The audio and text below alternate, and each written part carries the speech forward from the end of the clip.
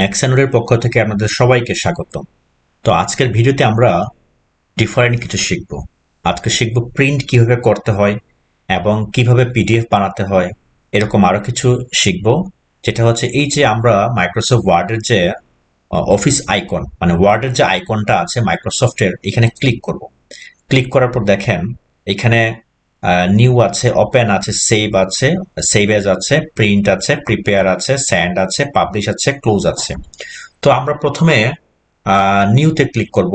নিউটা হচ্ছে আমি যদি কোনো নতুন কোনো ডকুমেন্ট ফাইল নিতে চাই, মানে নতুন করে, অর্থাৎ একটা নিউ পেজ, মানে অর্থাৎ এই যে আমি একটা মাইক্রোসফট ওয়ার্ড ফাইল খুলে রেখেছি, যদি সেরকম আরেকটা নতুন পেজ খুলতে চাই তাহলে আমরা এখানে নিউতে ক্লিক করব। ক্লিক করার পর দেখেন এখানে ব্ল্যাঙ্ক ব্ল্যাঙ্ক ডকুমেন্ট আছে। জাস্ট আমি এখানে ব্ল্যাঙ্ক ডকুমেন্টে ডাবল ক্লিক করব, ঠিক আছে। ডাবল ক্লিক করার পর দেখেন আমার নতুন একটা সিম্পল ফাইল ওপেন হয়েছে।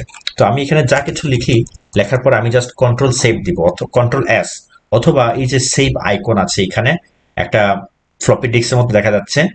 তো এই আইকনে ক্লিক করব, তাহলে আমার এটা সেভ হবে, এবং সেভ করার পর এখানে একটা নাম চাইবে। দেখেন আমি ক্লিক করলাম, এখানে ক্লিক করার পর দেখেন এখানে আপনার ফাইলের নাম দিতে বলছে এবং সেভ এস টাইপ ডকুমেন্ট থাকবে, এবং আপনার ডেস্টিনেশন ফোল্ডার হচ্ছে এই যে এখানে দেখা যাচ্ছে।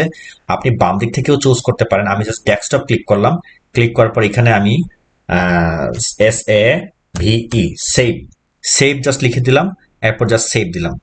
তাহলে আমার এই যে ডকুমেন্ট ফাইলটা, এটা কিন্তু সেভ হয়ে গেল, এবং এই যে সেভ হয়েছে এটা এখানে এখানে দেখাও যাচ্ছে, টাইটেল বারে সেভ ডট ডক এক্স লেখা দেখা যাচ্ছে।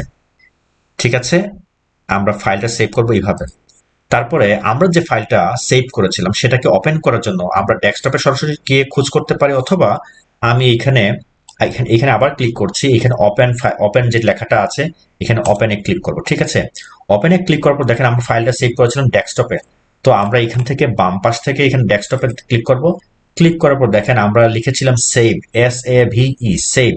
তাহলে এই যে দেখেন এখানে সেভ, হ্যাঁ, এটা এটা ক্লিক করব। ক্লিক করে ডাবল ক্লিক করলেও এটা ওপেন হবে, আবার সিঙ্গেল ক্লিক করে জাস্ট এখানে ওপেন ক্লিক করলে এটা আবার ওপেন হবে। ঠিক আছে, এই হচ্ছে আমাদের ফাইল ওপেন এবং সেভ। ক্লোজ করে দিলাম আমি আবার। তারপর আবার ক্লিক করছি, ক্লিক করার পর দেখেন এখানে সেভ আছে, সেভের প্রসেসটা একই সেম। আবার এই যে একই এই ফাইলটা আমি যদি নতুন আরেকটা নামে সেভ করতে চাই, এটার নাম হচ্ছে ওয়ার্ড টিউটোরিয়াল। তো আমি জাস্ট এটাকে নতুন আরেকটা নাম দিব। সেভ এজে ক্লিক করলাম, ক্লিক করার পর দেখেন এই যে ওয়ার্ড ডকুমেন্ট। ঠিক আছে, সেভ এজে ক্লিক করার পর ওয়ার্ড ডকুমেন্ট ক্লিক করব। ক্লিক করার পর আমি ডেস্কটপেই রাখবো এটাকেও, এটাকেও ডেস্কটপে ক্লিক করলাম। ক্লিক করার পর ওয়ার্ড টিউটোরিয়াল, আমি এখানে জাস্ট দুইটা তিনটা ড্যাশ দিলাম, এরপর যে টু, ঠিক আছে, টু লিখে আমি জাস্ট সেভ দিলাম। তবে সেভ এজে ক্লিক করার পর একই নামে ফাইলটি আপনি সেভ করতে পারবেন না, এটাকে নামটা পরিবর্তন করতে হবে, অথবা তার যে ফরম্যাটটা, এই ফরম্যাটটাকে চেঞ্জ করে দিতে হবে। এটা ছাড়া এটা সেভ এজ নিবে না।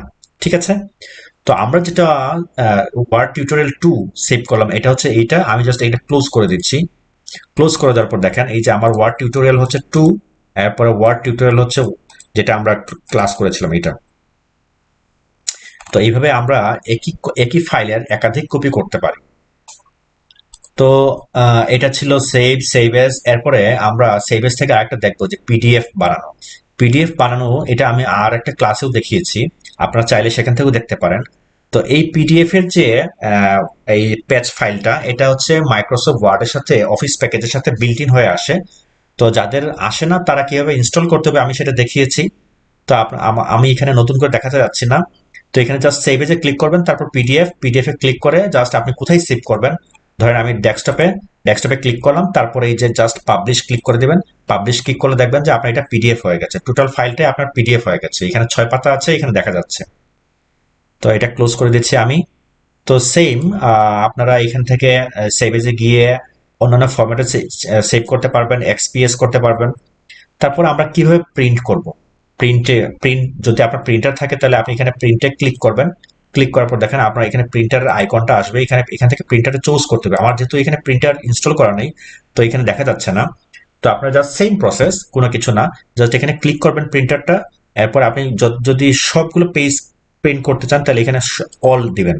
আর যদি কারেন্ট পেজ করতে চান তাহলে, মানে কারেন্ট পেজটা হচ্ছে বর্তমান পেজটা যেটা ওপেন আছে, মাউসটা যেখানে ছিল, এই পেজটা যদি প্রিন্ট করতে চান তাহলে এখানে কারেন্টে ক্লিক করবেন, তারপর পেজ, এটা অপশনটা হচ্ছে আপনি বেছে বেছে এখান থেকে ক্লিক করতে পারবেন, প্রিন্ট করতে পারবেন। যেমন আমি 1 নম্বর প্রিন্ট করব, কমা দিব, তারপর হচ্ছে 3 নম্বর প্রিন্ট করব, কমা দিব, এরপর হচ্ছে মনে করেন যে 6 নাম্বারটা আমি প্রিন্ট করবো। এইভাবে আপনি বেছে বেছে প্রিন্ট করতে পারবেন।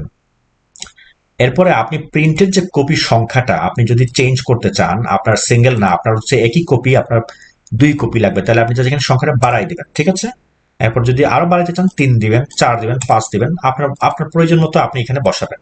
তারপর আপনি জাস্ট পেজ পার শিট, মানে একটা পেজে সিঙ্গেল ডকুমেন্ট যদি প্রিন্ট করতে চান তাহলে আপনি 1 পেজ পার শিট দিবেন। আর যদি একাধিক করতে চান তাহলে আপনি যে 2 পেজ দিবেন। সাধারণত আমরা এগুলো খুব কম করি, আমরা সিঙ্গেল পেজে রাখি। তারপর জাস্ট পেজ স্কেলিংটা, আপনার পেজটা যদি লেটার হয় লেটার দিবেন, আর যদি লিগ্যাল হয় লিগ্যাল, না হলে A4 দিয়ে আপনি জাস্ট ওকে করলেই প্রিন্ট হয়ে যাবে। তো এই ছিল আজকের আনুষঙ্গিক আরো কিছু কাজ কারবার। তো আশা করি আজকের ভিডিওটি ভালো লেগেছে। আর যদি ভালো লেগে থাকে, নেক্সানোডের ইউটিউব চ্যানেলটিকে অবশ্যই অবশ্যই সাবস্ক্রাইব করে রাখুন, যাতে করে নতুন নতুন ভিডিও আপলোড হওয়ার সাথে সাথে আপনার নোটিফিকেশন চলে আসে আপনার কাছে।